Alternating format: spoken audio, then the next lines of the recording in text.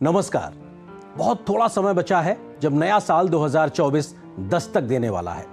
गुजरता साल 2023 इतिहास बन जाएगा और ये गुजरता हुआ साल 2023 हम सबकी जिंदगी में कुछ ना कुछ खट्टी और मीठी यादें देकर जा रहा है। और यही गुजरता हुआ साल 2023 एक देश के नाते हिंदुस्तान के हिस्से भी बहुत बड़ी उपलब्धियां भी देकर जा रहा है, तो कुछ ऐसी घटनाएं भी देकर जा रहा है जिन्हें शायद कभी भुलाया नहीं जा सकता। तो कैसा रहा साल 2023 हिंदुस्तान के लिहाज से? आइए देखते हैं हमारा यह खास कार्यक्रम भारत 2023 यादें। गुजर रहा साल 2023 हिंदुस्तान के हिस्से में बहुत बड़ी बड़ी उपलब्धियां देकर जा रहा है। जिन्होंने इतिहास लिख दिया है तो आने वाले भविष्य के लिए नई संभावनाओं के नए द्वार भी खोल दिए हैं। कैसी रही हैं ये तमाम उपलब्धियां और संभावनाएं, देखिए मेरी सहयोगी ममता चोपड़ा की यह खास रिपोर्ट। वर्ष 2023 कई ऐसी ऐतिहासिक पहल का साक्षी बना जो भारत को विश्व पटल पर स्थापित करती नजर आई। विभिन्न क्षेत्रों में भारत की ऐसी ऐतिहासिक उपलब्धियों पर एक नजर। आर्थिक चुनौतियों, भू राजनीतिक संघर्ष के बीच विश्व के समक्ष भारत ने कई अहम कूटनीतिक पहल और आयोजनों के माध्यम से अपनी छाप अंकित की। G20 के अध्यक्ष के तौर पर वसुधैव कुटुंबकम की सोच के साथ भारत ने विश्व के समक्ष कायम की मिसाल। अफ्रीका बना G20 का सदस्य, दिल्ली घोषणा पत्र बना भारत की कूटनीतिक ताकत का साक्षी। 2 voice of global south summits के आयोजन के साथ भारत ग्लोबल साउथ की मुखर आवाज बनकर उभरा। भारत के प्रस्ताव पर संयुक्त राष्ट्र ने वर्ष 2023 को इंटरनेशनल ईयर ऑफ मिलेट्स के रूप में घोषित किया और विश्व ने मोटे अनाज के विषय में जाना। नवीन ढांचागत पहल के माध्यम से नव संकल्पों की ओर अग्रसर नया भारत, जिसकी नई पहचान गढ़ रही है। वर्ष 2023 में नवनिर्मित भव्य इमारतें, देश को मिली नई संसद। 28 मई को राष्ट्र के नाम समर्पित हुई संसद की नई इमारत, आजाद भारत के इतिहास का एक स्वर्णिम पहलू, नया संसद भवन। 26 जुलाई को दिल्ली के प्रगति मैदान में भव्य विश्व स्तरीय परिसर भारत मंडपम का हुआ उद्घाटन, जो आज के भारत की पहचान बन रहा है। दिल्ली के द्वारका में स्थित यशोभूमि दुनिया के सबसे बड़े international convention and expo centre में शुमार, जिसका उद्घाटन हुआ 17 सितंबर को। 20 अक्टूबर देश के पहले regional rapid transit system Delhi Ghaziabad Meerut corridor का हुआ शुभारंभ। इसकी रैपिड ट्रेन्स को नाम मिला नमो भारत। सूरत डायमंड बोर्स दुनिया का सबसे बड़ा कॉर्पोरेट ऑफिस, जो आधुनिक भारत की क्षमता प्रदर्शित कर रहा है। वर्ष 2023 में विज्ञान और तकनीक के क्षेत्र में भारत के बढ़ते कदमों को दुनिया ने सलाम किया। सूरज चांद भी इसके गवाह बने। अगस्त 23 इसरो ने रचा इतिहास। चांद के दक्षिणी ध्रुव पर चंद्रयान 3 ने किया सॉफ्ट लैंड और भारत बना चांद के दक्षिणी छोर पर पहुंचने वाला दुनिया का पहला देश। 2 सितंबर देश के पहले सौर मिशन आदित्य L1 का भारत ने किया सफल प्रक्षेपण। गुजरात में काकरापार परमाणु ऊर्जा परियोजना ने भारत का पहला स्वदेशी रूप से विकसित 700 मेगावाट परमाणु ऊर्जा रिएक्टर का परिचालन हुआ शुरू। साल 2023 में रक्षा क्षेत्र ने छुए नए आयाम। आत्मनिर्भर भारत को मिला बल। हथियारों का रिकॉर्ड निर्यात। 16,000 करोड़ रुपए के साथ 2023 में भारतीय हथियारों का निर्यात पहुंचा रिकॉर्ड स्तर पर। स्वदेशी निर्माताओं को भारत के इतिहास में मिला सबसे बड़ा ऑर्डर। रक्षा खरीद परिषद ने करीब 2 लाख करोड़ रुपए के सौदों की खरीद को दी मंजूरी। देश में रक्षा उत्पादन का मूल्य पहली बार 1 लाख करोड़ रुपए को पार कर गया। महिलाओं के लिए वर्ष 2023 ऐतिहासिक अधिकार लेकर आया। 29 सितंबर कई दशकों की प्रतीक्षा के बाद नारी शक्ति बंधन बना कानून। देश की आधी आबादी को मिला लोकसभा विधानसभाओं में आरक्षण का अधिकार। अर्थव्यवस्था के मोर्चे पर 2023 में मंदी से जूझ रहे विश्व में आर्थिक महाशक्ति बनने की ओर अग्रसर है भारत। इस वर्ष भारत के शेयर बाजार ने पहली बार छुआ $4 ट्रिलियन का बाजार मूल्य। सेंसेक्स ने पहली बार 72,000 का आंकड़ा किया पार। 1,12,718 स्टार्टअप्स के साथ भारत वैश्विक स्तर पर स्टार्टअप्स के लिए तीसरा सबसे बड़ा पारिस्थितिकी तंत्र बनकर उभरा। खेल जगत में भी 2023 में भारत ने रचा इतिहास। एशियाई खेलों में पहली बार भारत ने मेडल का लगाया शतक। अपने नाम किए कुल 107 पदक। भारतीय पैरा एथलीटों ने भी एशियाई पैरा खेलों में 111 पदकों के साथ किया अब तक का सर्वश्रेष्ठ प्रदर्शन। 2023 वो वर्ष रहा जब भारतीय संस्कृति के विभिन्न पहलुओं को मिली वैश्विक स्वीकृति। संयुक्त राष्ट्र की संस्था यूनेस्को ने लोक नृत्य गरबा को अमूर्त सांस्कृतिक विरासत की प्रतिनिधि सूची में किया शामिल। यूनेस्को की विश्व धरोहर सूची में शांति निकेतन हुआ शामिल। वर्ष 2023 में वैश्विक मंच पर भारत की सिनेमाई उत्कृष्टता को मिली पहचान जब देश ने जीते 2 ऑस्कर पुरस्कार। पीएम मोदी पुनः बने सबसे लोकप्रिय वैश्विक नेता, ग्लोबल लीडर अप्रूवल सर्वे का परिणाम। वहीं प्रधानमंत्री मोदी बने एकमात्र विश्व नेता जिन्होंने अपने निजी यूट्यूब चैनल पर 2 करोड़ सब्सक्राइबर होने का मुकाम हासिल किया।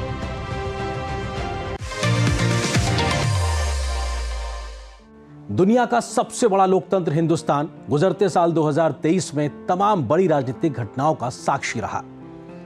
कई राज्यों के विधानसभा चुनाव ने इतिहास लिखा तो मोदी सरकार के द्वारा पास किए गए बड़े बड़े कानून जिनका देश दशकों से इंतजार कर रहा था, उन्होंने भी जमकर सुर्खियां बटोरी। राजनीति के मोर्चे पर कैसा रहा साल 2023, इस पर देखिए मेरे सहयोगी शैलेंद्र मिश्र की यह खास रिपोर्ट।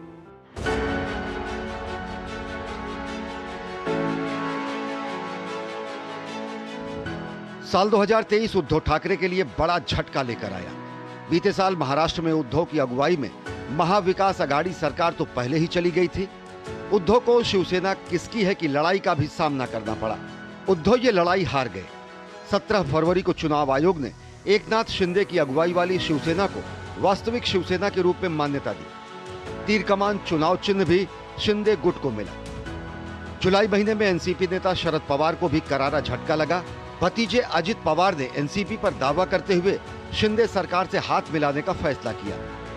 2023 के फरवरी महीने में दिल्ली के मुख्यमंत्री अरविंद केजरीवाल और आम आदमी पार्टी को बड़ा झटका तब लगा जब पार्टी के नंबर 2 माने जाने वाले और दिल्ली के उप मुख्यमंत्री और शिक्षा मंत्री रहे मनीष सिसोदिया को 8 घंटे की पूछताछ के बाद सीबीआई ने शराब घोटाले में गिरफ्तार कर लिया। पार्टी के सांसद संजय सिंह को भी जेल जाना पड़ा। ईडी ने मुख्यमंत्री को शराब घोटाले में पूछताछ के लिए नोटिस भेजा है। साल 2023 में कई राज्यों में विधानसभा चुनाव संपन्न हुए। सबसे पहले त्रिपुरा में 16 फरवरी को विधानसभा चुनाव के लिए मतदान कराया गया। 27 फरवरी को मेघालय और नागालैंड में भी विधानसभा चुनाव के लिए मतदान हुआ। 2 मार्च को इन 3 राज्यों के नतीजे आए तो बीजेपी त्रिपुरा और नागालैंड में फिर से चुनावी जीत हासिल करने में कामयाब रही। साल 2023 में ही एक अहम घटनाक्रम में कांग्रेस के पूर्व अध्यक्ष और वायनाड से लोकसभा सांसद राहुल गांधी को अदालत के फैसले के बाद 24 मार्च को लोकसभा की सदस्यता से अयोग्य घोषित कर दिया गया। मोदी सरनेम मानहानि मामले में अदालत ने राहुल गांधी को 2 साल की सजा सुनाई, जिसके बाद उनकी लोकसभा की सदस्यता चली गई। हालांकि बाद में सुप्रीम कोर्ट ने इस फैसले पर रोक लगा दी और 7 अगस्त को राहुल गांधी की लोकसभा की सदस्यता फिर से बहाल हो गई। तमाम चुनौतियों से जूझ रही कांग्रेस पार्टी के लिए साल 2023 का महीना राहत भरा रहा। दक्षिण भारत के बेहद अहम राज्य कर्नाटक में मई में हुए विधानसभा चुनाव में कांग्रेस ने शानदार जीत हासिल की। 28 मई 2023 की तारीख भारतीय इतिहास में स्वर्णिम अक्षरों में लिख दी गई, जब दुनिया के सबसे बड़े और पुरातन लोकतंत्र के सबसे बड़े मंदिर यानी संसद की नई बिल्डिंग का उद्घाटन किया गया। –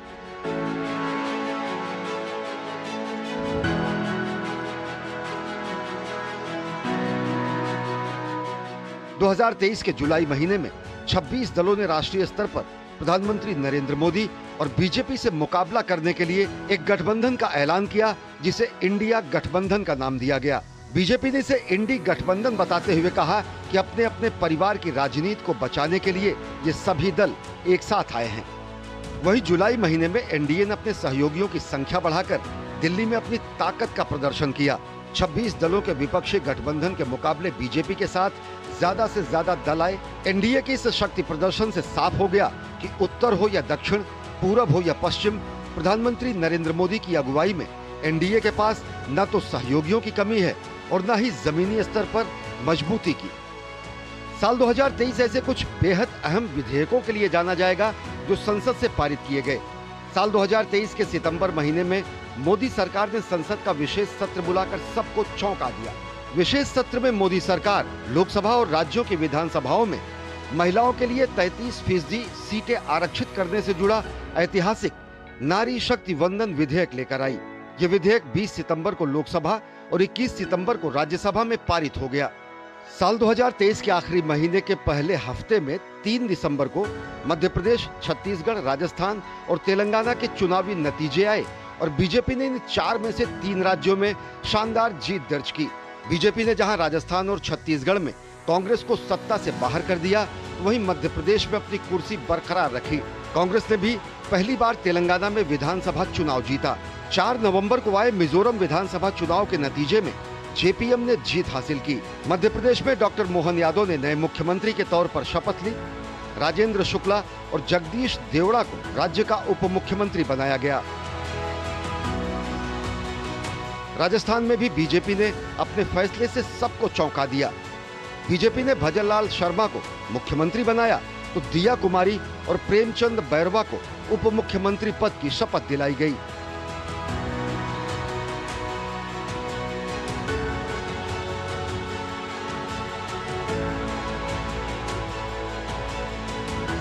दिसंबर महीने में एक तरफ विपक्षी गठबंधन के बीच मतभेद की खबरें बार बार सामने आ रही थी, तो वहीं इन नेताओं ने आगे की रणनीति को तय करने के लिए दिल्ली में अहम बैठक की। 22 और 23 दिसंबर को बीजेपी ने दिल्ली में 2024 के आम चुनाव के मद्देनजर बड़ी बैठक का आयोजन किया।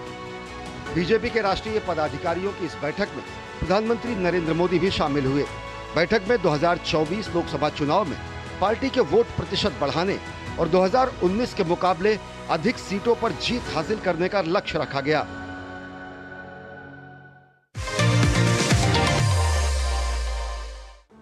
बीते करीब एक दशक में हिंदुस्तान दुनिया की 10वें नंबर की अर्थव्यवस्था से छलांग मारते हुए 5वें नंबर की अर्थव्यवस्था बनने में सफल रहा है। मौजूदा समय में पूरी दुनिया आर्थिक चुनौतियों से जूझ रही है, लेकिन हिंदुस्तान अपने वित्तीय अनुशासन या फिर आर्थिक रिफॉर्म्स की दम पर सबसे तेज गति से बढ़ती अर्थव्यवस्था बना हुआ है। साल 2023 आर्थिक मोर्चे पर कैसा रहा हिंदुस्तान के लिहाज से, इस पर देखिए मेरे सहयोगी अजय मिश्र की यह खास रिपोर्ट। साल 2023 में भारतीय अर्थव्यवस्था ने रचा नया इतिहास। अप्रैल-जून तिमाही में 7.8% और जुलाई-सितंबर तिमाही में 7.6% की जीडीपी विकास दर ने पूरी दुनिया को चौंकाया। मैन्युफैक्चरिंग और सेवा क्षेत्र में जबरदस्त प्रदर्शन का दिखा कमाल। यूरोजोन, यूके समेत कई अर्थव्यवस्थाओं के मंदी के बीच भारत की अर्थव्यवस्था बनी निवेशकों की पहली पसंद। आईएमएफ, वर्ल्ड बैंक, ओईसीडी जैसे वैश्विक संस्थानों और एसएनपी, मूडीज और दूसरी कई वैश्विक रेटिंग एजेंसियों ने भारत की विकास दर को अपने विकास दर के अनुमान में संशोधन करना पड़ा। ज्यादातर अनुमानों में भारत की विकास दर 7% के करीब रहने का अनुमान जताया गया है। आरबीआई समेत तमाम वैश्विक एजेंसियों के मुताबिक साल 2023 और 24 में भारतीय अर्थव्यवस्था दुनिया की सबसे तेज रफ्तार अर्थव्यवस्था बना रहेगा। दुनिया भर में बढ़ती अनिश्चितता के बीच आरबीआई की मौद्रिक नीति की बड़ी सफलता। ब्याज दरों में स्थिरता से भारत में रिटेल महंगाई दर 5% से नीचे पहुंची। खाने पीने की चीजों की कीमतों में भी बनी रही स्थिरता। भारतीय शेयर बाजार ने साल 2023 में रचा नया इतिहास। 4 ट्रिलियन के मार्केट कैप के स्तर को पार किया। दुनिया का 7वां सबसे बड़ा शेयर बाजार बना। निफ्टी और सेंसेक्स ने बनाया नया रिकॉर्ड। साल 2023 में निफ्टी 50 ने 18% का रिटर्न दिया। चीन के शेयर बाजार में लगातार दूसरे साल दिखाई दी गिरावट। सेंसेक्स ने 72,000 के स्तर को पार किया और निफ्टी ने 21,000 के मनोवैज्ञानिक स्तर को। विदेशी संस्थागत निवेशकों ने भारत में साल 2023 में $22 बिलियन का निवेश किया। इसके साथ ही घरेलू संस्थागत निवेशकों ने भी $20 बिलियन का निवेश किया है। साल 2023 शेयर बाजार में नई कंपनियों की लिस्टिंग के नजरिए से भी शानदार रहा। 173 छोटी और मझोली कंपनियां, 52 बड़ी कंपनियों ने निवेश के लिए शेयर बाजार का दरवाजा खटखटाया। Tata technologies, Mankind pharma, IREDA जैसी कंपनियों ने आईपीओ में निवेशकों को जबरदस्त फायदा दिया। साल 2023 को अगर मैन्युफैक्चरिंग सेक्टर में मजबूती का साल कहा जाए तो गलत नहीं होगा।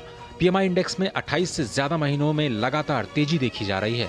पीएमआई सर्वे के मुताबिक 8 महीनों से लगातार मैन्युफैक्चरिंग सेक्टर में रोजगार की स्थिति में मजबूती बनी हुई है।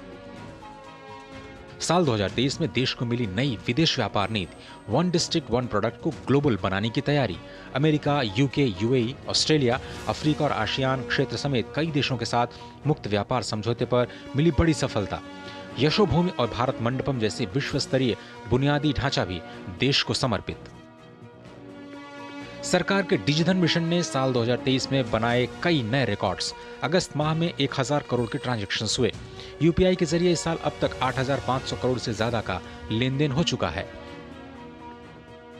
G20 की अपनी अध्यक्षता में भारत ने दुनिया की अर्थनीति को नई दिशा दी। G20 ने आम सहमति से नई दिल्ली घोषणा पत्र पर 100 से भारत के वैश्विक एजेंडे का समर्थन किया, जिसमें भारत ग्लोबल साउथ की एक मजबूत आवाज बनकर उभरा। देश के 50 से ज्यादा शहरों में 200 से ज्यादा बैठकों के जरिए G20 के एजेंडे पर सहमति बनाने की भरपूर कोशिश हुई। वित्त मंत्री निर्मला सीतारमण और आरबीआई गवर्नर शक्तिकांत दास के नेतृत्व में फाइनेंस ट्रैक की 35 बैठकों में एमडीबी रिफॉर्म्स और क्रिप्टो करेंसी के रेगुलेशन जैसे वैश्विक मुद्दों पर सहमति बनी। देश में मैन्युफैक्चरिंग को मिली वैश्विक पहचान। 14 सेक्टर्स में पीएलआई स्कीम से निवेश और रोजगार को मिला बढ़ावा। 95,000 करोड़ रुपए के निवेश से 6,40,000 से ज्यादा लोगों को मिला रोजगार का फायदा। देश के अन्नदाताओं के लिहाज से भी साल 2023 बहुत खास रहा। बीज से लेकर बाजार तक मोदी सरकार देश के किसानों के साथ खड़ी नजर आई। तो कृषि परियोजनाओं को विस्तार दिया गया, एमएसपी बढ़ाकर किसानों की आय को बढ़ाया गया, तकनीक के आधार पर किसानों को संबल दिया गया। तो वो हर संभव प्रयास किया गया जिससे किसानों की आय को दोगुना करने या उससे ज्यादा बढ़ाने का हर संभव प्रयास किया जा सके। खेती के मोर्चे पर कैसा रहा साल 2023, इस पर देखिए मेरे सहयोगी ओपी यादव की यह खास रिपोर्ट। देश की 65% से अधिक आबादी कृषि और उससे जुड़े उद्योगों पर निर्भर है, जिनकी आजीविका का मुख्य आर्थिक आधार खेती किसानी है। ऐसे में केंद्र सरकार देश के किसानों को वित्तीय रूप से मजबूत करने के लिए मिशन मोड पर काम कर रही है। साल 2014 में देश की बागडोर संभालने के बाद ही प्रधानमंत्री नरेंद्र मोदी ने कृषि मंत्रालय का नाम बदलकर कृषि एवं किसान कल्याण मंत्रालय कर दिया, जिससे अन्नदाता के कल्याण और विकास की कई महत्वाकांक्षी योजनाएं धरातल पर लाई जा सकें। और अब इनका फायदा देश के गांव, गरीब और किसानों को मिल रहा है और उनकी आर्थिक तरक्की सुनिश्चित हो रही है। अलविदा होते साल 2023 के बारे में आकलन करें तो पूरे साल देश में किसानों को केंद्र सरकार से बहुत कुछ मिला। इस दौरान कृषि जगत को केंद्र सरकार ने कई सौगात दी। किसान प्रेरित योजनाओं का आगाज साल 2023 के शुरुआत में ही हो गया। केंद्रीय बजट में 2023-2024 के दौरान कृषि क्षेत्र के लिए 20 लाख करोड़ रुपए तक की ऋण सुविधा दी गई और इसके बाद यह सिलसिला पूरे साल जारी रहा। साल भर में करीब 20 लाख किसान क्रेडिट कार्ड बांटे गए और किसान डिजिटल पब्लिक इंफ्रास्ट्रक्चर भी तैयार किया गया। युवाओं के लिए रोजगार के साथ साथ स्टार्टअप के लिए एग्री स्टार्टअप को बढ़ावा दिया गया। नवाचारों को बढ़ावा देते हुए ड्रोन तकनीक को व्यापक स्वरूप प्रदान किया गया। मोटे अनाज को बढ़ावा देने के लिए श्री अन्न योजना शुरू की गई और देश विदेश में जागरूकता कार्यक्रम भी आयोजित किए गए। बागवानी की उपज के लिए 2200 करोड़ रुपए से अधिक की राशि आवंटित की गई, जिसका लाभ फल एवं बागवानी से जुड़े किसानों को मिला। श्वेत क्रांति के बाद अब देश नीली क्रांति की ओर अग्रसर है। प्रधानमंत्री मत्स्य संपदा की नई उपयोजना के जरिए 6000 करोड़ रुपए का निवेश किया गया। सहकार से समृद्धि की संकल्पना को साकार करने के लिए सहकारी समितियों, डेयरी सहकारी समितियों को बढ़ावा दिया गया। करीब 2516 करोड़ रुपए के निवेश से 63,000 प्राथमिक कृषि ऋण समितियों का कंप्यूटरीकरण किया गया, जिससे सहकारी समितियों की कार्यशैली में अधिक पारदर्शिता आई। भारत सरकार द्वारा लगातार किसान हित में फैसले लिए गए हैं। हमने बीज से बाजार तक किसानों के लिए नई व्यवस्थाओं का निर्माण किया है। प्रधानमंत्री की सार्थक पहल से देश में प्राकृतिक खेती को बढ़ावा देने के लिए 10,000 जैव इनपुट संसाधन केंद्र स्थापित किए जा रहे हैं। किसानों के कृषि उत्पादों के वाजिब दाम दिलाने के लिए न्यूनतम समर्थन मूल्य में बढ़ोतरी के साथ ही साथ किसानों का पैसा सीधे उनके खाते में ट्रांसफर किया जा रहा है, जिससे बिचौलियों के शोषण से किसानों को राहत मिली है। देश में खाद्य तेल सुरक्षा सुनिश्चित करने के लिए तिलहन के घरेलू उत्पादन को बढ़ावा दिया जा रहा है। प्रधानमंत्री की पहल से प्राकृतिक कृषि पद्धतियों के साथ साथ जैविक खेती को बढ़ावा देने के लिए परंपरागत कृषि विकास योजना लागू की गई है। योजना में खेती का क्लस्टर बनाकर जैविक खेती को बढ़ावा दिया जा रहा है, जिससे किसानों की लागत घटने के साथ साथ आय बढ़ रही है। देश के करोड़ों गरीब किसानों को आर्थिक सुरक्षा प्रदान करने और उनकी आय में वृद्धि के लिए प्रधानमंत्री किसान सम्मान निधि योजना के जरिए साल में 3 बार 6,000 रुपए की आर्थिक सहायता गत कई वर्षों से दी जा रही है। प्रधानमंत्री किसान सम्मान निधि की अब तक कुल 15 किस्तें जारी की जा चुकी हैं, जो छोटे और सीमांत किसानों के लिए जरूरत के वक्त पर बड़ा आर्थिक सहारा बनी हैं। अगर साल भर का लेखा जोखा देखें तो सॉइल हेल्थ कार्ड, नीम कोटेड यूरिया, प्रधानमंत्री फसल बीमा योजना, प्रधानमंत्री कृषि सिंचाई योजना और पशुधन बीमा योजना जैसी तमाम योजनाओं से पूरे साल न केवल देश के अन्नदाता को लाभ मिला है, बल्कि कृषि लागत घटने से किसानों की शुद्ध आय में भी बढ़ोतरी हुई है। स्वास्थ्य के मोर्चे पर भी लगभग एक दशक में बहुत बड़े रिफॉर्म्स हिंदुस्तान में देखने को मिले हैं, जिसकी वजह से स्वास्थ्य के ढांचे में एक बहुत बड़ा सुधार देखने को मिला है। तो स्वास्थ्य सेवाओं के विस्तार से हर एक आम व्यक्ति तक पहुंचने की कोशिश की गई है। गुजरता साल 2023 भी स्वस्थ भारत के सपने को पूरा करने में महत्वपूर्ण रोल अदा करता नजर आया। कैसा रहा स्वास्थ्य के मोर्चे पर साल 2023, इस पर देखिए मेरे सहयोगी नितेंद्र सिंह की यह खास रिपोर्ट। साल 2023 स्वास्थ्य क्षेत्र के लिहाज से कई मायनों में खास रहा। इस साल पीएम मोदी ने पहली बार संयुक्त राष्ट्र संघ के मुख्यालय में अंतर्राष्ट्रीय योग दिवस का नेतृत्व किया। इस योग सत्र में अमेरिका के साथ साथ दुनिया भर के लोगों ने हिस्सा लिया। साल 2023 जनजातीय समुदाय के स्वास्थ्य के लिहाज से भी अहम रहा। जनजातीय समुदाय में पीढ़ी दर पीढ़ी चलने वाली बीमारी सिकल सेल एनीमिया को खत्म करने का संकल्प सरकार ने लिया है। इसके लिए राष्ट्रीय सिकल सेल एनीमिया मुक्त अभियान की शुरुआत हुई, जिसके तहत 2047 तक सिकल सेल एनीमिया के उन्मूलन का लक्ष्य रखा गया है। पीएम मोदी ने इस अभियान की शुरुआत मध्य प्रदेश के शहडोल जिला से की। इस अभियान के तहत देश के 278 जिलों में 40 साल की 7 करोड़ आबादी की जांच होगी और उन्हें विशेष कार्ड दिए जाएंगे। देश और दुनिया में नर्सिंग क्षेत्र में बढ़ती मांग को देखते हुए सरकार ने 157 नए नर्सिंग कॉलेज खोलने का फैसला लिया। इससे न केवल नर्सिंग क्षेत्र के छात्रों को बल्कि नर्सिंग के एकेडमिक क्षेत्र से जुड़े लोगों को भी रोजगार के अवसर मुहैया होंगे। इस साल कैबिनेट ने मेडिकल डिवाइस पॉलिसी को मंजूरी दी। इस पॉलिसी के तहत सभी मेडिकल डिवाइस इंडस्ट्री को आगे बढ़ाया जाएगा और एक व्यापक सिस्टम के तहत मेडिकल डिवाइस बनाए जाएंगे ताकि देश में मेडिकल डिवाइस इंडस्ट्री को बढ़ावा मिल सके और मेडिकल डिवाइस के आयात पर निर्भरता कम हो। 2023 आयुष्मान भारत के लाभार्थियों के लिए भी खास रहा। इस साल आयुष्मान भव अभियान चलाया गया ताकि आयुष्मान भारत के लाभार्थियों का कार्ड उनके घर के समीप ही बन सके। इस अभियान के तहत करीब 13 लाख आयुष्मान मेलों का आयोजन हुआ, जिसमें 10 करोड़ से ज्यादा लोगों ने हिस्सा लिया। आयुष्मान भव अभियान के तहत 3 करोड़ 75 लाख आयुष्मान कार्ड बने और 4 करोड़ से ज्यादा आभा कार्ड। इस अभियान के दौरान 90,000 से ज्यादा लोगों ने अंगदान की शपथ भी ली। देश में 2014 से पहले 51,000 MBBS की सीटें थी और आज 1 लाख से ज्यादा ऐसी सीटें हैं। 2015 में 400 मेडिकल कॉलेज थे तो आज 700 से ज्यादा हैं। देश के 447 जिलों में अब कम से कम 1 मेडिकल कॉलेज है। भारत ने सबसे कम दामों में सबसे उपयुक्त आपातकालीन मेडिकल रिस्पॉन्स सिस्टम भीष्म तैयार कर लिया है। आरोग्य मैत्री के तहत इससे पूरी दुनिया को लाभ मिलेगा। यह एक ऐसी संकल्पना है जो मेडिकल इमरजेंसी की स्थिति में कम समय में कम कीमतों पर लोगों को स्वास्थ्य सुविधा देने में सक्षम है। ये साल मेडिकल क्षेत्र में ड्रोन के उपयोग के लिए भी जाना जाएगा। एम्स ऋषिकेश से उत्तराखंड के टिहरी जिला अस्पताल में ड्रोन के जरिए टीबी की दवाएं पहुंचाई गई। आईसीएमआर ने भी ड्रोन टेक्नोलॉजी का परीक्षण किया। इस साल भारत के स्वास्थ्य क्षेत्र का डंका विदेशों में भी बजा। G20 की बैठक के दौरान भारत ने स्वास्थ्य क्षेत्र में 3 प्राथमिकता तय की थी, जिन्हें सर्वसम्मति से अपनाया गया और भारत के डिजिटल तकनीक को न केवल सराहा गया बल्कि दूसरे देश भी इसे अपनाने की बात कर रहे हैं। G20 की बैठक के दौरान ही विश्व स्वास्थ्य संगठन के महानिदेशक ने गांधीनगर के नजदीक एक आयुष्मान आरोग्य मंदिर का दौरा कर वहां टेलीमेडिसिन में भारत के काम को देखा और सराहा। इस दौरे में उन्होंने आशा कार्यकर्ताओं से भी मुलाकात की। युवाओं में अचानक हार्ट अटैक के बढ़ते मामलों को देखते हुए केंद्रीय स्वास्थ्य मंत्री डॉक्टर मनसुख मांडविया ने देशव्यापी CPR ट्रेनिंग अभियान की शुरुआत की।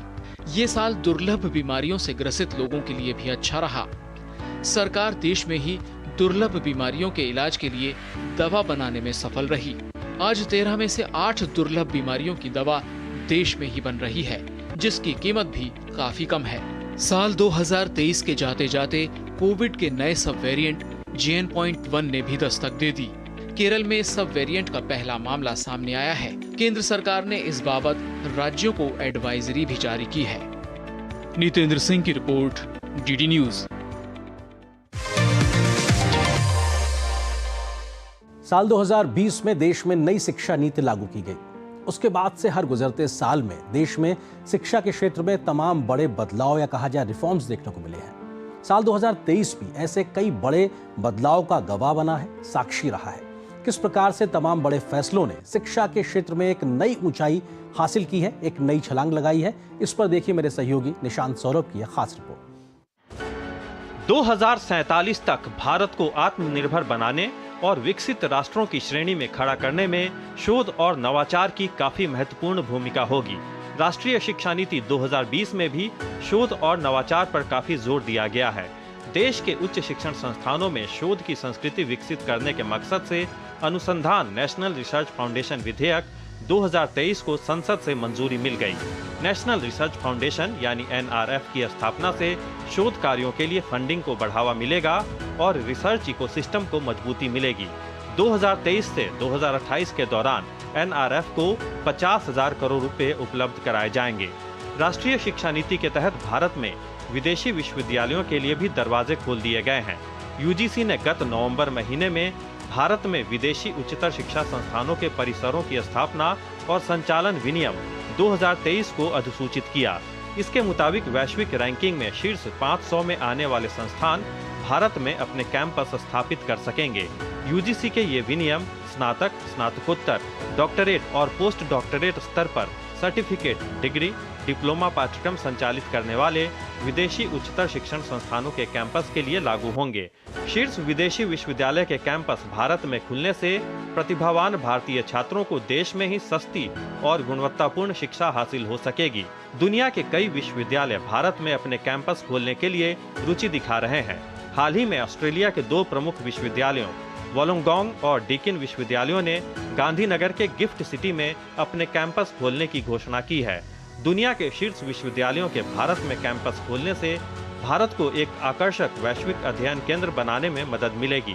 साथ ही राष्ट्रीय शिक्षा नीति 2020 में परिकल्पित भारतीय उच्चतर शिक्षा के अंतर्राष्ट्रीयकरण की दिशा में ये महत्वपूर्ण कदम साबित होगा। इसके अलावा IIT जैसे देश के शीर्ष संस्थानों को अन्य देशों में कैंपस खोलने के लिए प्रोत्साहित किया जा रहा है। इसी के तहत इस साल IIT मद्रास ने ज़ांज़ीबार तंजानिया और IIT दिल्ली ने अबू धाबी में कैंपस खोलने का निर्णय लिया। IIT मद्रास के ज़ांज़ीबार कैंपस में अक्टूबर महीने से पहले शैक्षणिक सत्र की कक्षाएं भी शुरू हो गईं। इसके साथ ही IIT मद्रास अपना अंतर्राष्ट्रीय कैंपस खोलने वाला पहला भारतीय उच्च शिक्षण संस्थान बन गया। पिछले कुछ सालों में वैश्विक रैंकिंग में भारतीय संस्थानों का दबदबा लगातार बढ़ रहा है। इस साल पहली बार 45 भारतीय संस्थानों को QS वर्ल्ड यूनिवर्सिटी रैंकिंग में जगह मिली, जबकि पिछले साल 41 भारतीय संस्थानों को ही रैंकिंग में जगह मिली थी।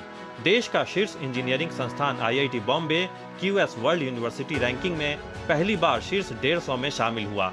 इसके अलावा QS एशिया यूनिवर्सिटी रैंकिंग में भी इस साल चीन और जापान को पीछे छोड़कर सबसे अधिक 148 भारतीय विश्वविद्यालयों को जगह मिली। पिछले साल 118 भारतीय विश्वविद्यालयों को QS एशिया यूनिवर्सिटी रैंकिंग में जगह मिली थी।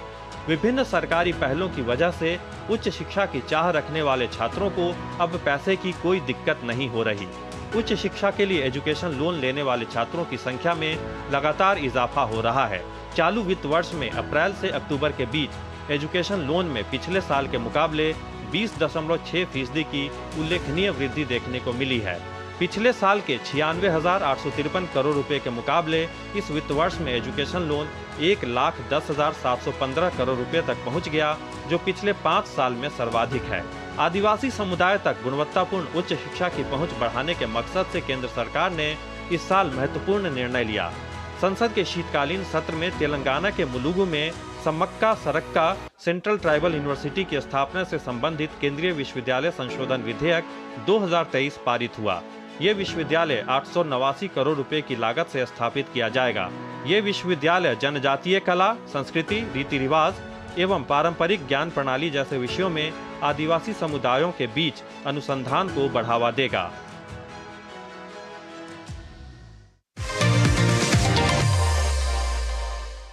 साल 2023 में ही भारत के चंद्रयान ने चंद्रमा पे कदम रख के दिखा दिया, दुनिया को अपनी क्षमताओं से परिचित करा दिया कि अगर हिंदुस्तान ठान ले तो क्या कुछ नहीं कर सकता है। स्पेस के क्षेत्र में भारत ने कैसे साल 2023 में एक बड़ी छलांग लगाई है, देखिए इस पर हमारे सहयोगी असीम मिश्र की यह खास रिपोर्ट।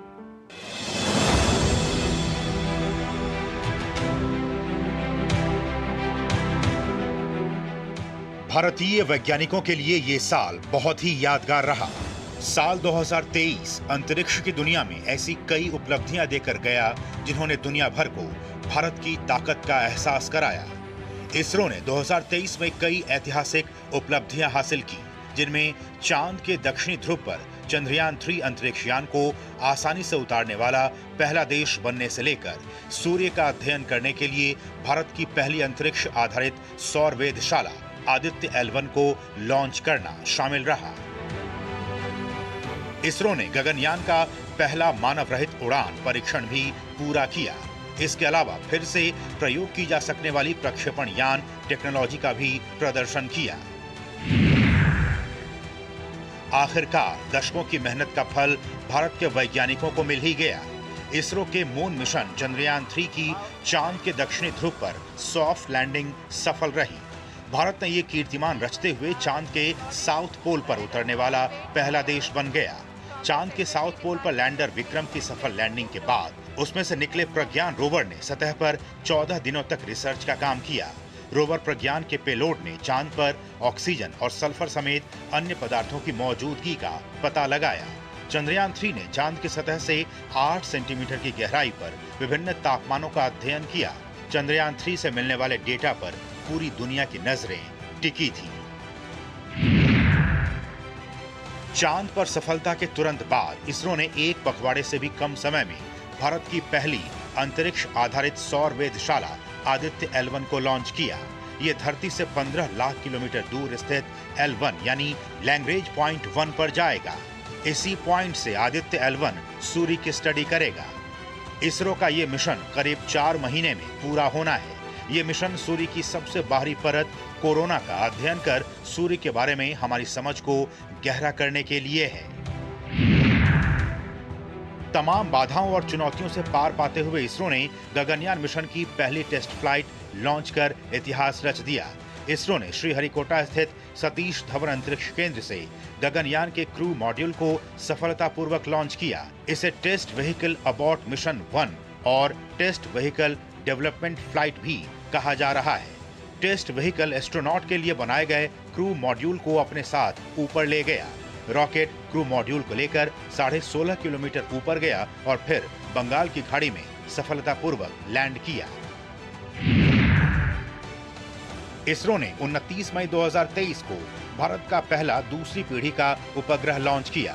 NVS-01 नामक उपग्रह को इसरो के जियो सिंक्रोनस सैटेलाइट लॉन्च व्हीकल के साथ सतीश धवन अंतरिक्ष केंद्र से लॉन्च किया गया। इस मिशन के लिए प्रयुक्त प्रक्षेपण यान को GSLV F-12 कहा जाता है।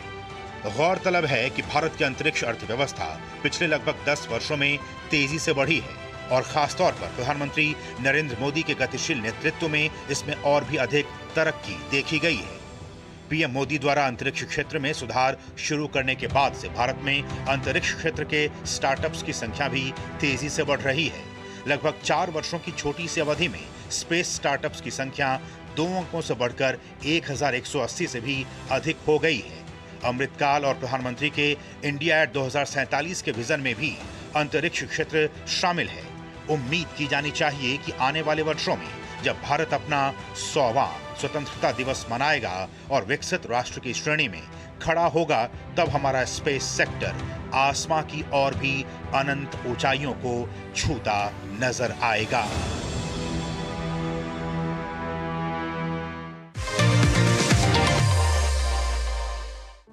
देश में सामाजिक आर्थिक मोर्चे पे हासिल की जा रही उपलब्धियों का डंका आज दुनिया भर में बज रहा है। G20 के सफल आयोजन के बाद से आज पूरी दुनिया हिंदुस्तान की ओर देख रही है। वैश्विक चुनौतियों का समाधान आज हिंदुस्तान दुनिया को दे रहा है। प्रधानमंत्री मोदी की वैश्विक नेता के तौर पर स्वीकार्यता लगातार बढ़ती जा रही है। विदेश नीति के मोर्चे पर कैसा रहा साल 2023, मेरी सहयोगी मेघना देव की यह खास रिपोर्ट।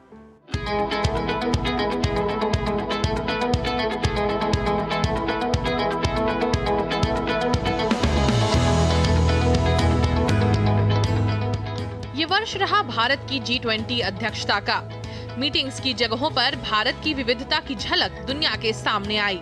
भारत ने अपने सॉफ्ट पावर का प्रदर्शन करने में कोई कसर नहीं छोड़ी। G20 अध्यक्षता के पहले voice of the global south शिखर सम्मेलन का आयोजन भी भारत की अध्यक्षता में हुआ और भारतीय अध्यक्षता में ही अफ्रीकी संघ को G20 के स्थायी सदस्य के रूप में जगह मिली। शिखर सम्मेलन के दौरान भारत मध्य पूर्व यूरोप आर्थिक गलियारा समझौते और वैश्विक जैव ईंधन गठबंधन महत्वपूर्ण रहा।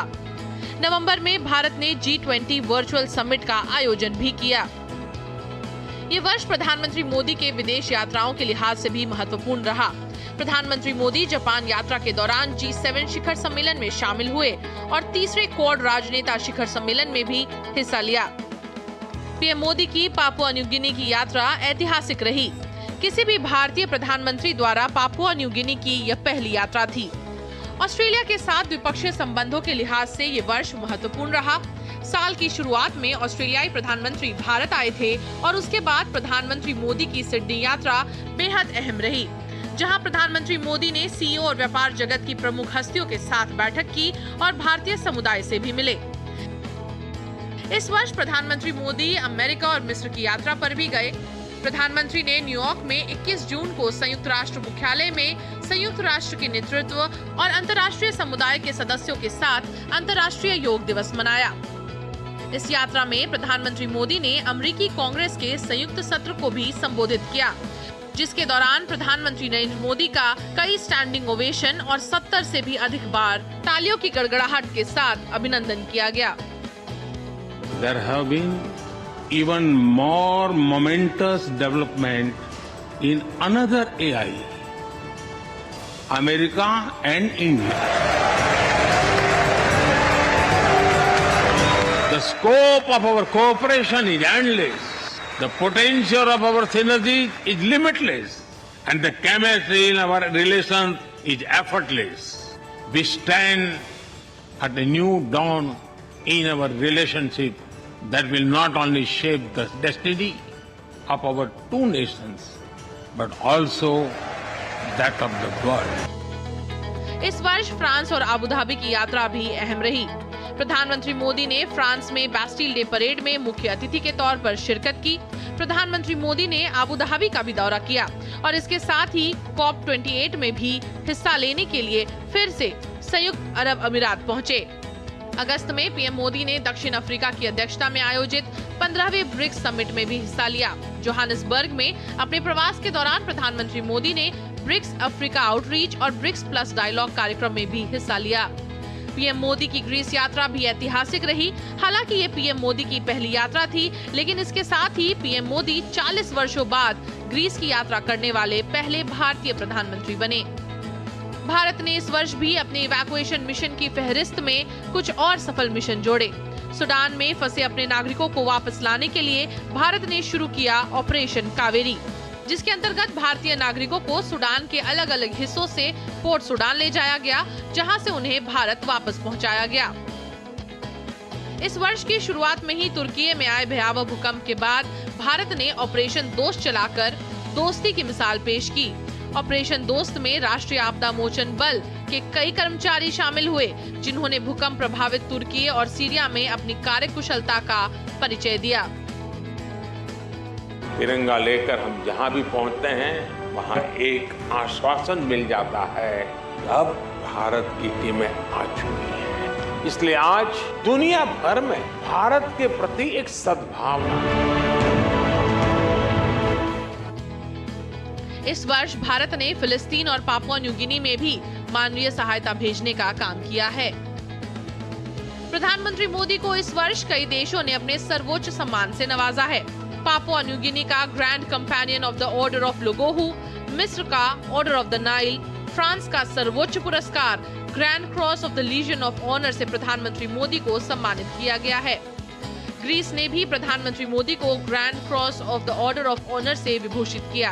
ये वर्ष वैश्विक लिहाज से भारत के लिए बेहद अहम रहा है। G20 और SCO की अध्यक्षता, India Australia 2+2 dialogue, India US 2+2 dialogue और उसके साथ ही कई वैश्विक नेताओं की भारत यात्रा इस वर्ष सुर्खियों में रहे हैं। आने वाला वर्ष भी भारत की कूटनीति के लिए अहम होने वाला है। बदलते वैश्विक परिदृश्य में जहां भारत ग्लोबल साउथ की आवाज बन रहा है, वहीं मल्टीलैटरल फोरम्स में भारत हर मोर्चे पर स्थिर और स्पष्ट नजर आ रहा है। मेघना देव की रिपोर्ट, DD न्यूज।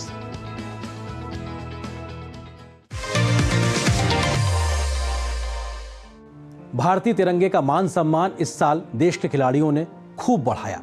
ओलंपिक का मैदान हो या फिर अन्य बड़ी प्रतियोगिताएं, भारतीय खिलाड़ियों के प्रदर्शन ने सबका ध्यान अपनी ओर खींचा। खेल के मैदान से साल 2023 की क्या रही बड़ी उपलब्धियां, देखिए उस पर यह खास रिपोर्ट। एशियन गेम्स 2023 भारत के लिए ऐतिहासिक रहा। एशियन गेम्स के 72 सालों के इतिहास में ये पहली बार रहा जब भारत ने 100 से ज्यादा पदक जीते। भारत ने कुल 107 पदक अपने नाम किए। ये इन खेलों में भारत का सर्वश्रेष्ठ प्रदर्शन रहा। भारतीय दल ने इस बार 28 गोल्ड मेडल भी अपने नाम किए। गोल्ड जीतने के लिहाज से भी इस बार का एशियन गेम्स भारत के लिए सर्वश्रेष्ठ रहा। बैडमिंटन के पुरुष डबल्स इवेंट में सात्विक और चिराग ने एशियन गेम्स के इतिहास में भारत के लिए पहला स्वर्ण जीतकर इतिहास रच दिया। HS प्रणॉय 41 सालों में बैडमिंटन पुरुष सिंगल्स इवेंट में पदक लाने वाले पहले भारतीय बने। वहीं घुड़सवारी में भी भारत ने 41 साल के बाद ड्रेसाज प्रिक्स सेंट जॉर्जेस में गोल्ड मेडल जीतकर सफलता पाई। पुरुष हॉकी में भारत ने स्वर्ण पदक जीतकर पेरिस ओलंपिक के लिए क्वालिफाई किया। पैरा एशियन गेम्स में भारतीय एथलीटों ने ऐतिहासिक प्रदर्शन करते हुए पहली बार 29 स्वर्ण पदक, 31 रजत और 51 कांस्य पदक के साथ कुल 111 पदक जीते। ये पहली बार रहा जब भारत ने इन खेलों में 100 पदक जीतने का आंकड़ा पार किया। 2023 में वनडे विश्व कप का आयोजन भारत में हुआ। भारतीय टीम को फाइनल मुकाबले में ऑस्ट्रेलिया के खिलाफ हार का मुंह देखना पड़ा। विराट कोहली ने इतिहास रचते हुए सचिन तेंदुलकर के सबसे ज्यादा वनडे शतक के रिकॉर्ड को तोड़ा। कोहली को विश्व कप का प्लेयर ऑफ द टूर्नामेंट चुना गया। जून में लंदन में खेले गए विश्व टेस्ट चैंपियनशिप फाइनल में भारत को ऑस्ट्रेलिया के खिलाफ हार का मुंह देखना पड़ा। भारत की शीर्ष बैडमिंटन जोड़ी चिराग शेट्टी और सात्विक साईराज के लिए ये साल यादगार रहा। दोनों ने Swiss open, Asia championship, Indonesia open, Korea open और एशियाई खेलों में ऐतिहासिक स्वर्ण पदक जीता और दुनिया की नंबर 1 जोड़ी बनी। उनकी उपलब्धियों के चलते ही उन्हें देश के सबसे बड़े खेल पुरस्कार मेजर ध्यानचंद खेल रत्न के लिए चुना गया। खेलो इंडिया यूथ गेम्स का 5वां संस्करण 30 जनवरी से 11 फरवरी तक भोपाल में आयोजित किया गया। भारत के 36 राज्यों और केंद्र शासित प्रदेशों से 5000 से अधिक एथलीटों ने खेलो इंडिया यूथ गेम्स में हिस्सा लिया। तीसरे खेलो इंडिया यूनिवर्सिटी गेम्स का आयोजन उत्तर प्रदेश में हुआ। इन खेलों में 200 से अधिक विश्वविद्यालयों के 4000 से अधिक एथलीटों ने 21 प्रतिस्पर्धाओं में शिरकत की। इन खेलों में पंजाब विश्वविद्यालय ने सबसे ज्यादा पदक जीतकर पहला स्थान प्राप्त किया। खेलो इंडिया विंटर गेम्स का तीसरा संस्करण इस बार गुलमर्ग में आयोजित किया गया। जम्मू कश्मीर ने 26 स्वर्ण पदक, 25 रजत पदक और 25 कांस्य पदक जीतकर पदक तालिका में शीर्ष स्थान हासिल किया। साल के अंत में खेलो इंडिया पैरा गेम्स के पहले संस्करण का आयोजन किया गया। इन खेलों में 400 से ज्यादा प्रतिभागियों ने 7 खेलों में पदक के लिए जोर आजमाइश किया। हरियाणा ने 40 स्वर्ण, 39 रजत और 26 कांस्य पदक सहित कुल 105 पदकों के साथ शीर्ष स्थान हासिल किया। 26 अक्टूबर से 9 नवंबर के बीच गोवा में 37वें राष्ट्रीय खेलों का आयोजन किया गया। इन खेलों में महाराष्ट्र ने बाजी मारते हुए पहला स्थान प्राप्त किया। इस बार कोस्टल रोइंग को पहली बार शामिल किया गया, तो वहीं बीच हैंडबॉल की भी वापसी देखने को मिली। भारत के स्टार एथलीट नीरज चोपड़ा ने वर्ल्ड चैंपियनशिप में इतिहास रचा। उन्होंने प्रतियोगिता में 88.17 मीटर भाला फेंककर पहली बार वर्ल्ड चैंपियन बनने का कारनामा किया।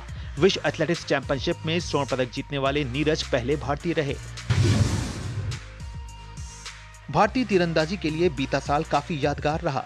बर्लिन में आयोजित विश्व तीरंदाजी चैंपियनशिप में ज्योति सुरेखा वेन्नम, अदिति गोपीचंद स्वामी और परनीत कौर की भारतीय महिला कंपाउंड टीम ने इस स्पर्धा में स्वर्ण पदक हासिल किया।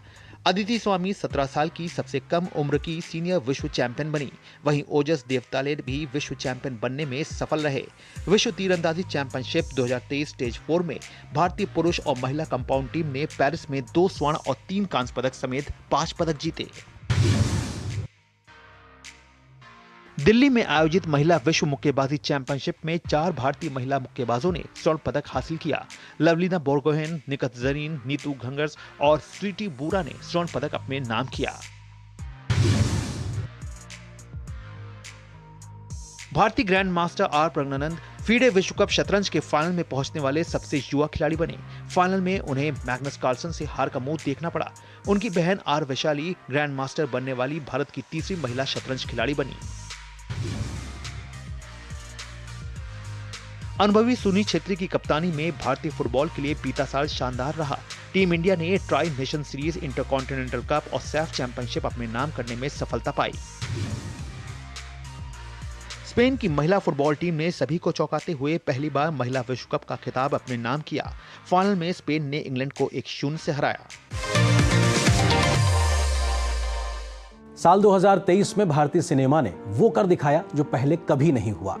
भारतीय फिल्मों ने इस साल ऑस्कर अवार्ड जीते, बॉक्स ऑफिस कलेक्शन पे कई बड़े रिकॉर्ड बनाए, तो क्षेत्रीय सिनेमा ने भी अपनी एक नई छाप छोड़ी है। इफी के मंच पर भी दुनिया भर के सितारों की महफिल ने सबका ध्यान अपनी ओर खींचा। 2023 में सिनेमा जगत में क्या रही बड़ी उपलब्धियां, देखिए इस पर मेरी सहयोगी जया सिन्हा की यह खास रिपोर्ट।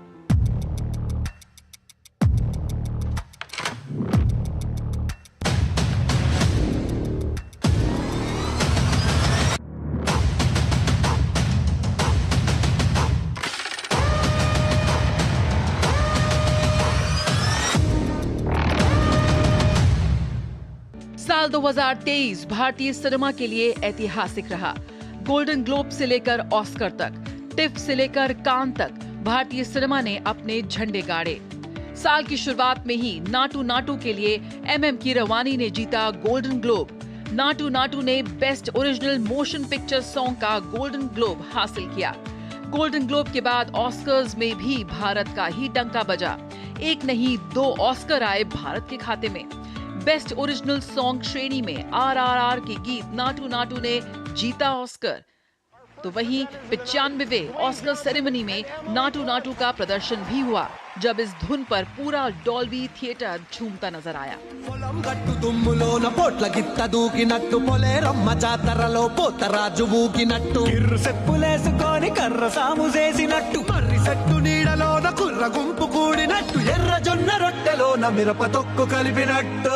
द एलिफेंट विस्परर्स ने इतिहास रचते हुए best documentary short film category में ऑस्कर अवार्ड हासिल किया। इस श्रेणी में ऑस्कर जीतने वाली पहली भारतीय शॉर्ट फिल्म बनी ये। इस साल सिनेमा का सर्वोच्च सम्मान दादा साहेब फाल्के पुरस्कार नवाजा गया प्रसिद्ध अभिनेत्री वहीदा रहमान को। 69वें राष्ट्रीय फिल्म पुरस्कारों में देश के कोने कोने से आई फिल्मों को मिला राष्ट्रीय सम्मान। अल्लू अर्जुन ने पुष्पा द राइज के लिए, आलिया भट्ट ने गंगूबाई काठियावाड़ी के लिए, कृति सनन को मिमी के लिए और माधवन ने रॉकेटरी नाम्बी इफेक्ट के लिए जीता अपना पहला राष्ट्रीय पुरस्कार। राष्ट्रीय पुरस्कारों में भी RRR की धूम रही, जिसने जीते 6 राष्ट्रीय सम्मान। तो वहीं सरदार उधम सिंह ने हासिल किए 5 राष्ट्रीय पुरस्कार। पंकज त्रिपाठी और पल्लवी जोशी ने सर्वश्रेष्ठ सह कलाकार का राष्ट्रीय पुरस्कार हासिल किया। इस साल मशहूर अभिनेत्री रवीना टंडन को मिला पद्मश्री पुरस्कार। संगीत निर्देशक MM कीरवानी को भी पद्म सम्मान से नवाजा गया। तो वहीं मरणोपरांत गायिका वाणी जयराम को पद्म सम्मान दिया गया। भारत के अंतर्राष्ट्रीय फिल्म महोत्सव का 54वां संस्करण याद किया जाएगा विश्व की सर्वश्रेष्ठ फिल्मों के प्रदर्शन के लिए। 54वां इफ्फी अभूतपूर्व उपलब्धियों से भरा रहा। दुनिया के श्रेष्ठ कलाकार अपनी श्रेष्ठ फिल्मों के साथ पहुंचे इफ्फी 2023 में।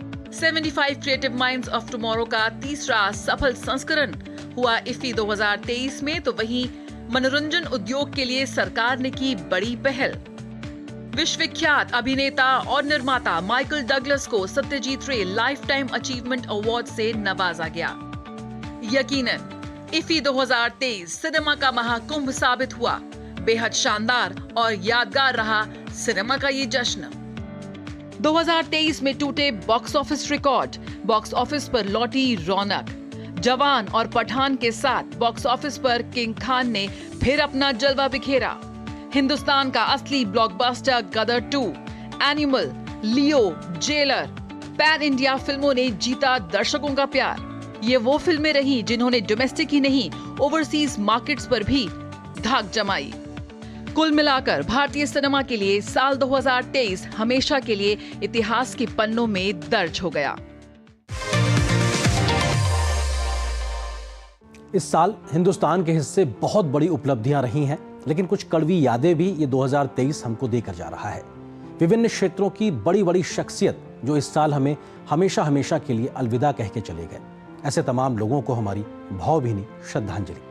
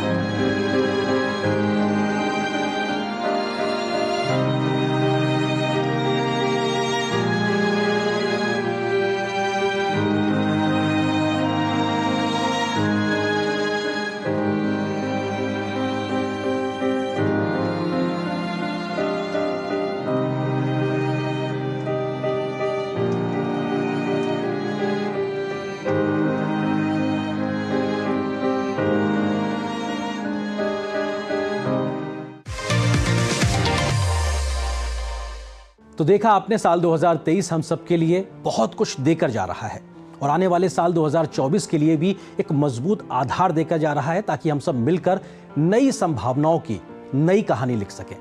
आने वाला नया साल आप सबके लिए, हमारे देश के लिए बहुत बेहतर नए अवसर लेकर आए। इन्हीं शुभकामनाओं के साथ में इस खास कार्यक्रम में बस इतना ही। मुझे दीजिए अनुमति।